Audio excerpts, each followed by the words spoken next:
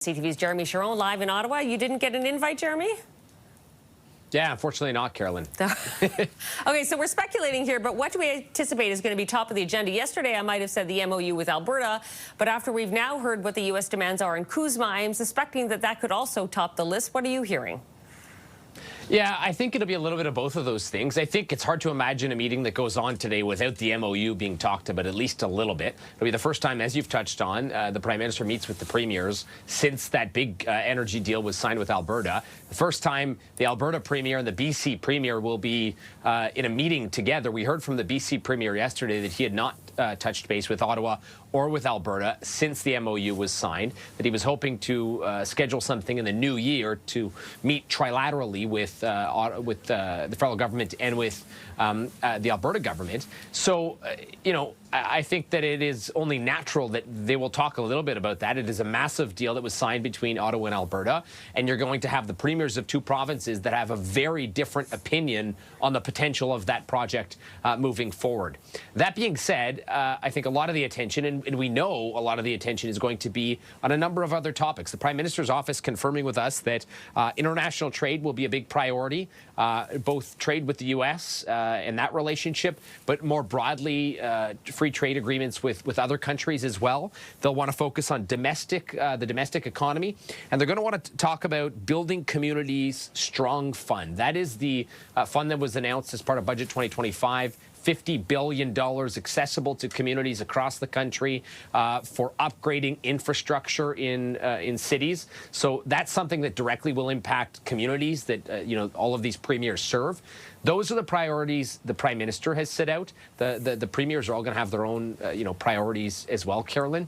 But the other thing I'm kind of wondering is how much the focus of this meeting will be on ongoing negotiations with the U.S. or lack thereof right now.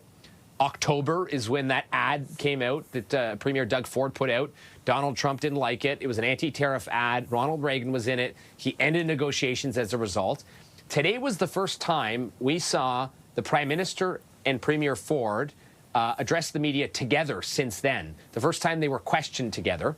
And our colleague Mike LeCouture put a question to both of them around the impact of that ad. And the Prime Minister alluded to the fact that, you know, they were pretty close to a deal, he felt, on sectoral tariffs, that the ad ultimately ended that deal, ended talks altogether. The Premier came out, defended the ad. He said it was massively successful, talked about all the views it got, while behind him, the Prime Minister, his facial expressions, Carolyn, were you know, visibly indicating he did not agree with Premier Doug Ford. So I have to imagine a lot of the talk today is going to be about how Canada moves forward and how do they get back to the negotiating table with CUSMA around the corner as well. Renegotiations for the Canada-US-Mexico agreement, as you touched on in the intro here. And he was called out for making that face, I should know, which was quite a moment in that press conference. So I'm wondering how much this meeting today isn't just about talking about what's next for CUSMA and getting on the same page and discussing the MOU with Alberta, but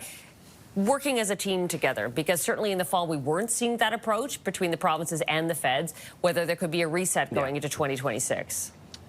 I think it's a great point, and I think, you know, there's no question. We've seen since the beginning of this trade war, at times, the premiers and the Prime Minister present a very united front, and at other times, not so much, right? There has been, you know, clear differences in opinion. And so, you know, perhaps this is a way to try and get everyone back on the same page and maybe start the new year trying to present that united front again. You know, to your point, CUSMA is up for renegotiation. We've heard now from the U.S. administration some of its priorities when it comes to what it's looking for in renegotiations, taking direct aim at the dairy industry here, supply management, something the Prime Minister has said previously is completely off the table, but it sounds like now is directly in the sights of the U.S. administration. Look, the way our dairy industry works, of course, is through supply management. We limit access to our market for U.S. farmers. Something like 4% of the dairy market, dairy industry here in Canada is accessible to U.S. dairy farmers. Donald Trump doesn't like that. He's made it very clear. He would like to see changes. So, you know, I think there's probably a broad conversation happening at the table today, or there will be, about, you know, what Canada can afford to negotiate on and what will be in the best interest of all of the provinces, not, only benefit some and hurt others, because, whether or not Canada is able to get back to the table and negotiate some kind of sectoral tariff ahead of CUSMA, there are very important negotiations happening next year that are going to happen regardless, and they could be massively impactful for a lot of sectors in the economy, right? So I think it's an opportunity for the Prime Minister to, reset, check in with the premiers, and make sure everyone's on the same page moving into 2026. Well, hopefully we'll hear what came of that meeting in only a matter of minutes. Thank you for that, Jeremie. Yeah. CTV's Jeremie Charron in Ottawa for us today.